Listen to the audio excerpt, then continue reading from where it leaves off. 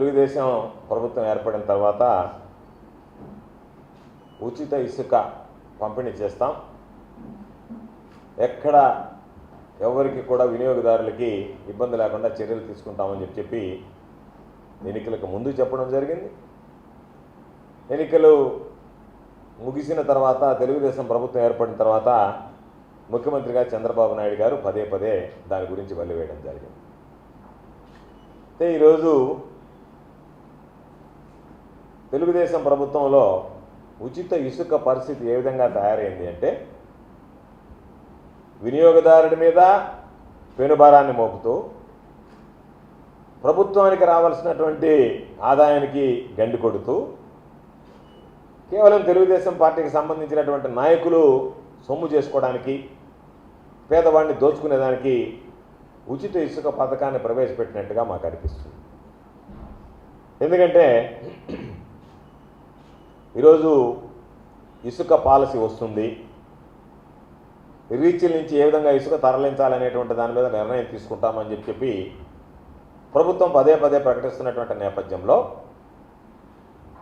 ఇసుక రీచ్ల్లో ఇసుకని స్థానికంగా ఉండేటువంటి నాయకులు కొల్లగొట్టేటువంటి పరిస్థితి.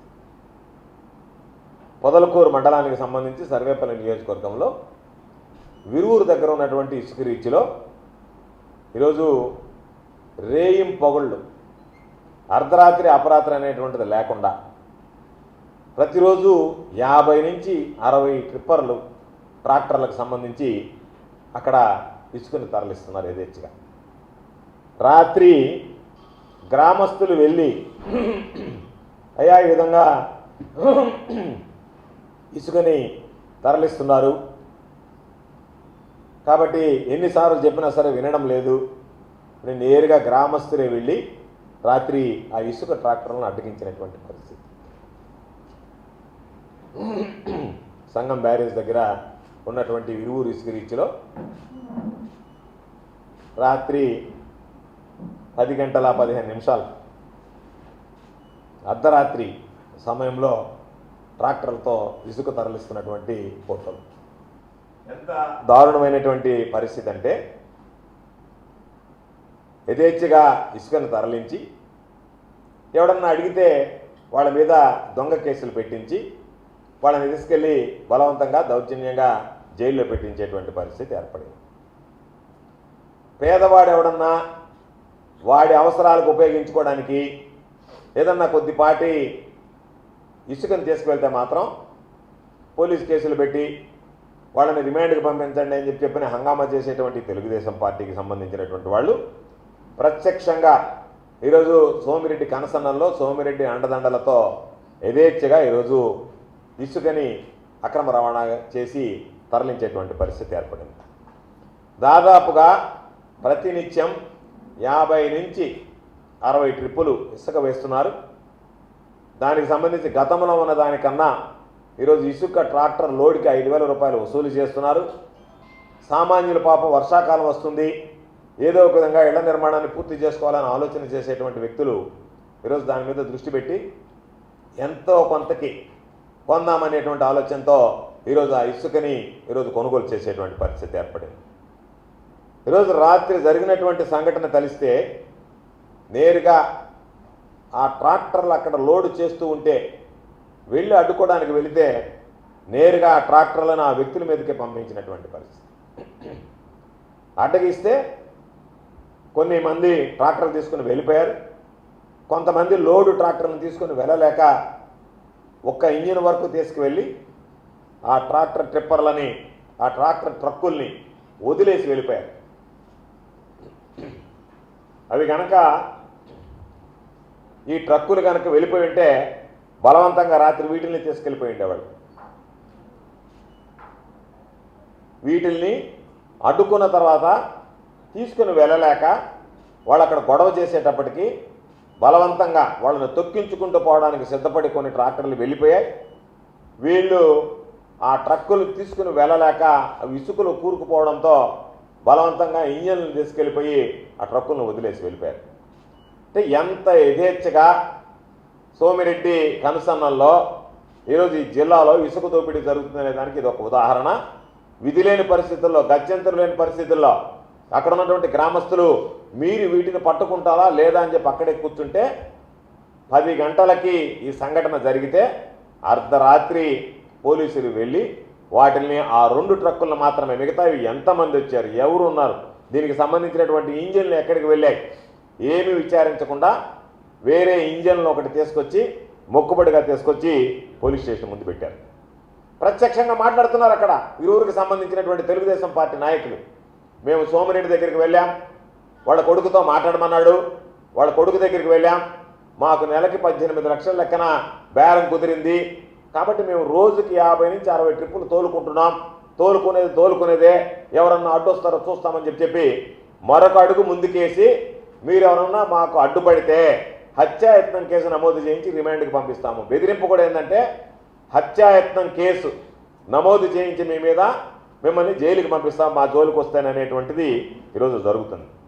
నేను తెలియజేసేది ఇసుక రీచ్లకు అనుమతి లేదు, ఇసుక పాలసీ లేదు, యథేచ్ఛగా ఇసుకు సంబంధించినటువంటి తరలిస్తూ ఉంటే అర్ధరాత్రి అపరాత్రి అనేటువంటిది లేకుండా ఇసుక తరలి వెళ్ళిపోతుంటే జిల్లాలో ఉండేటువంటి అధికార యంత్రాంగం ఏమి చేస్తున్నట్టు, మైనింగ్ శాఖ అధికారులు ఏం చేస్తున్నట్టు.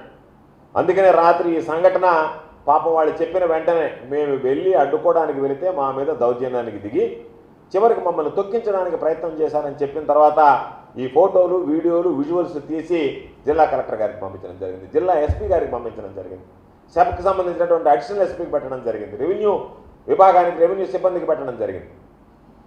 అంటే ప్రజలే అధికారుల బాధ్యతను నెత్తికెత్తుకొని జరిగేటువంటి ఈ దోపిడీని అడ్డుకోవాలనేటువంటి ప్రయత్నం చేస్తూ ప్రజలే భాగస్వాములైతే అధికార యంత్రాంగం భాగస్వామ్యం అయ్యి ప్రకృతి సహజ వనరులను దోపిడీ చేస్తున్నటువంటి వాళ్ళని నిరూపించడానికి ప్రజలే ప్రయత్నం చేస్తే వాళ్ళ మీద మీరు దౌర్జన్యం చేస్తూ తెలుగుదేశం పార్టీకి సంబంధించినటువంటి నాయకులతో వంతపాడుతూ మీరు వాళ్ళ మీద దౌర్జన్యాలకు దిగుతూ అసలు మీరెవరు వెళ్ళడానికి, మీరెవరు ట్రాక్టర్లు ఆపడానికి, అంటే మీరు ట్రాక్టర్లు ఆపరు, మీకు చెప్తే మీరు రారు. గ్రామంలో ఉండేటువంటి ప్రజలు వాళ్ళ ముందే వాళ్ళకి సంబంధించినటువంటి సంపదను దోచుకుపోతున్నా చూస్తూ ఉండాలి తప్ప ఆపితే మీ మీద హత్యాయత్నం కేసు పెడతాం, మీరు అక్కడికి వెళ్ళడానికి లేదు. ఎవడి బాబు సొమ్మని ఈరోజు సోమిరెడ్డి కొడుకు విచ్చలవిడిగా ఈరోజు రీచ్ల మీద పడి దోచుకుంటూ ఉంటే దాన్ని ప్రశ్నించే వాళ్ళని మీరు మామూలుగా జైలుకు పంపిస్తాము అనంటే ఇక్కడ చంద్రబాబు నాయుడు గారు మాటలు చూస్తే కోటలు దాటుతున్నాయి. ఉచితంగా ఇసుక ఇచ్చా హామీని నిలబెట్టుకున్నామని దాదాపుగా వైఎస్ఆర్ కాంగ్రెస్ పార్టీ ప్రభుత్వంలో సంవత్సరానికి 790 కోట్ల రూపాయలు ఇసుక మీద ఆదాయం వచ్చింది. ఈ మాది దోపిడీ లేదు, ఇంతకన్నా తక్కువ రేటుగా వినియోగదారుడికి ఇసుక అందించేటువంటి కార్యక్రమం ఉంది. ఈరోజు మీరు ఇసుక విపరీతమైనటువంటి ధరలకు అమ్ముతూ ఒక పక్క ప్రభుత్వానికి రావాల్సినటువంటి ఆదాయాన్ని గెండు కొడుతూ దోచుకుపోతూ ఉంటే ఈరోజు దానికి సంబంధించినటువంటి దానిలో అధికార యంత్రాంగం ఏమాత్రం పట్టించుకోకుండా చీమ కుట్టినట్టైనా లేకుండా జిల్లాలో ఉండేటువంటి అధికార యంత్రాంగం అసలు ఉందా? ఈ జిల్లాలో అధికారులు ఉన్నారా? ఈ జిల్లాకి కలెక్టర్ ఉన్నాడా? ఈ జిల్లాకి ఎస్పీ ఉన్నాడా? ఈ జిల్లాలో మైనింగ్ శాఖ అనేటువంటిది పనిచేస్తుందా? పని చేస్తుంటే బరితెగించి విచ్చలవిడిగా అనుమతి లేనటువంటి రీచుల్లో దోచుకుపోతూ ఉంటే ప్రభుత్వం ఏం చేస్తున్నట్టు, జిల్లా అధికార యంత్రాంగం ఏం చేస్తున్నట్టు? అంటే చంద్రబాబు నాయుడు చెప్పేటువంటి మాటలన్నీ బూటకమేనా? చంద్రబాబు నాయుడు చెప్పేవన్నీ అబద్ధాలే కాదా? వాస్తవాలైతే ఇదిగో ఈ విధంగా జరుగుతున్నటువంటి వాటిని ఆధారాలతో సహా మీకు చూపించాం. ఎంతమంది ఈరోజు ధైర్యంగా వెళ్ళి రీచ్ల్లో గ్రామస్తులు వెళ్ళి అడ్డుకునేటువంటి పరిస్థితి ఉంది. మనకెందుకు లేని వదిలేస్తున్నారు. కోట్లాది రూపాయలు ఇసుక రోజుకు పక్కదారి పడుతుంది. కాబట్టి ఇటువంటి పరిస్థితుల్లో ట్రిప్పర్లు అయితే నేరుగా రాజమార్గం గుండా వెళ్ళినట్టుగా నేషనల్ హైవే మీదనే ఈరోజు పక్కన ఉన్నటువంటి చెన్నైకి తరలి వెళ్ళిపోతున్నాయి, తమిళనాడు రాష్ట్రానికి వెళ్ళిపోతున్నాయి. ఎవడు అడిగేవాడు లేడు, ఆపేవాడు లేడు. ఆపితే నేరుగా వాళ్ళ మీద పోలీసులు మీ మీద హత్యాయత్నం కేసు నమోదు చేసి మిమ్మల్ని రిమాండ్కి పంపిస్తామని చెప్పని బెదిరించేటువంటి పరిస్థితి ఏర్పడింది. కాబట్టి ఇది నెలమామూళ్ళకు అలవాటు పడ్డారు. ఒక చిన్న రీచ్లోనే ఒక శాసనసభ్యుడిగా ఉన్నటువంటి వ్యక్తి వాళ్ళ కొడుకు ఇద్దరు కలిసి లావాదేవీలు మాట్లాడుకొని ఆ రీచ్లో మాకు నెలకు 18 లక్షలు ఇవ్వండి అంటే అక్కడున్న స్థానిక నాయకులు ఏ విధంగా దోపిడీకి పాల్పడతారు? సోమిరెడ్డిని అడిగేది ఈరోజు పాపం ఆయన ఏదో చెప్తున్నాడు, ఈ సర్వేపల్లిలో అవినీతి జరిగిందని. నేను అడుగుతున్నా, నీకు చేత నేను చేత విచారణ చేయించు. నువ్వు ఏదో చెప్పావు, మొన్న ఏదో మొత్తం జిల్లా వాళ్ళందరినీ రమ్మన్నారంట ప్రశ్న. నువ్వు చేసేటువంటి గబ్బు పనులు, గలీజ్ పనులకి నేషనల్ మీడియాని తీసుకురావాలి. ఈ జిల్లాలో ఉండేటువంటి మీడియా చాలు. ఎందుకంటే ఈ జిల్లాలోనే మీడియా మాట్లాడినా కూడా జిల్లా అధికారులు పట్టించుకునేటువంటి పరిస్థితి లేదు, రాష్ట్ర స్థాయిలో ఉండేటువంటి అధికారులు పట్టించుకునేటువంటి పరిస్థితి లేదు. మీకు లైసెన్స్ ఇచ్చి వదిలేసినట్టుగా దోపిడీకి తయారైంది. కాబట్టి నువ్వు చెప్పేవన్నీ జరిగాయి అనేటువంటి కల్పన, వాస్తవాలు లేవు, ఆధారాలు లేవు. ఇదిగో మేము వాస్తవాల ఆధారాలతో సహా ఈ 2 బండ్లు పోలీస్ స్టేషన్కి తీసుకొచ్చి రాత్రి పెట్టించారు గ్రామస్తులు. వాటి మీద ఎటువంటి చర్య తీసుకుంటారో తెలియదు. బహుశా నేను అనుకోవడం వాటిని వదిలేని కూడా వదిలేయచ్చు, లేదనుకుంటే మొక్కుబడిగా ఏదో పెనాల్టీ వేసి పంపించేయచ్చు. అంతే తప్ప అసలు దౌర్జన్యం ఎవరు చేశారు, ఎవరు తీసుకెళ్లారు, ఆ ట్రాక్టర్లు ఒక పక్క ప్రజలు ఆపితే ఇంజిన్లు తీసుకుని వెళ్ళేంత ధైర్యం ఎవరిచ్చారు, వాటిని వదిలేసి అంటే దాని అర్థమైంది మేము ఏమి చేసినా చెల్లుబాటు అవుతుందనేటువంటి ఆలోచనతో ప్రజలు అడ్డుకున్నారు. కాబట్టి ట్రాలీల వరకు మేము వదిలేస్తాం, ట్రాక్టర్లు మేము తీసుకెళ్తాం, మమ్మల్ని అడ్డుకునేది వాడు ఎవరో ఆపేవాడు ఎవరు అనేటువంటి ఆలోచన, దుర్మార్గం అనేటువంటి దౌర్జన్యం తప్ప మరొకటి లేదు. కాబట్టి నేను అనేక సందర్భాల్లో చెప్పా, అనేక సందర్భాల్లో మరలా చెప్తున్నా, ఈరోజు ఈ సర్వేపల్లి నియోజకవర్గంలో ఎన్నడూ లేనటువంటి అవినీతి జరుగుతుంది. చివరికి గ్రావెల్, ఇసుక, బూడిదను దోచుకున్నటువంటి శాసనసభ్యుడు ఎవరు లేరు. ఏపీ జెన్కో ప్రభుత్వ రంగ సంస్థ, దానిలో అనేక సందర్భాల్లో చెప్పా, చంద్రబాబు నాయుడుని విచారణ జరిపించమని డిమాండ్ చేశాం. బాల్కరికి ₹1,00,000 లెక్కన 16 బాల్కర్లకు 16 లక్షల రూపాయలు ప్రతి నెల వసూలు చేస్తున్నాడు. రియల్ ఎస్టేట్ వ్యాపారులు అయితే వణికిపోతున్నారు. సర్వేపల్లి నియోజకవర్గం చుట్టుపక్కల ఎక్కడన్నా వేయాలంటే కారణం ఏమిటంటే, మీరు నాకు మామూలు ఇస్తే నుడా అప్రూవల్ ఉన్నా, నియమ నిబంధనల ప్రకారం వేయాలన్నా మీరు మాకు మామూలు ఇచ్చి తీరాల్సిందే, లేకపోతే కుదరదు. ఒక పక్క గ్రావెల్, ఒక పక్క ఇసుక. కాబట్టి ఈ స్థాయిలో ఇంత పెద్ద ఎత్తున దోపిడీ ఎన్నడూ జరిగినటువంటి పరిస్థితులు లేవు. కాబట్టి చంద్రబాబు నాయుడు గారిని డిమాండ్ చేసేది ఖచ్చితంగా దీని మీద విచారణ జరిపిస్తే కనీసం నువ్వు యాక్షన్ తీసుకుంటావా లేదా తర్వాత సంగతి, నీకైనా వాస్తవాలు తెలుస్తాయి, ఏ విధంగా దోపిడీ జరుగుతుందనేటువంటిది నిజానిజాలు బయటపడతాయి. కాబట్టి ఈరోజు నిజంగా ఆ విరువురు గ్రామస్తుల్ని ఈరోజు అభినందించాలి.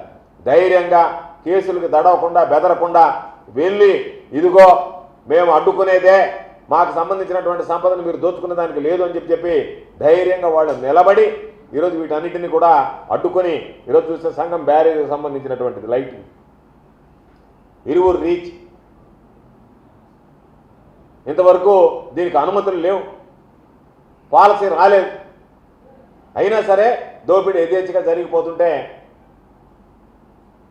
గత్యంతరం లేక ఈరోజు పోలీసులు పట్టుకున్నటువంటి పరిస్థితి. కాబట్టి మరలా నేను చెప్పేది, సోమిరెడ్డి అనేటువంటి వాడు, నేను అనేక సందర్భాలు చెప్పా, అత్యంత అవినీతిపరుడు. ర్యాంకులు కనుక చంద్రబాబు ప్రకటిస్తే అన్నిటికీ అవినీతిలో మాత్రం నెంబర్ 1 స్థానాన్ని సర్వేపల్లికి తీసుకొస్తారు. ఈరోజు ఒలింపిక్స్లో వచ్చినప్పుడు మనం గర్వపడ్డట్టుగా మనకి దేంట్లో ర్యాంక్ రాలేదు, కానీ అవినీతిలో మాత్రం ర్యాంక్ సాధించడంలో ఘనుడు.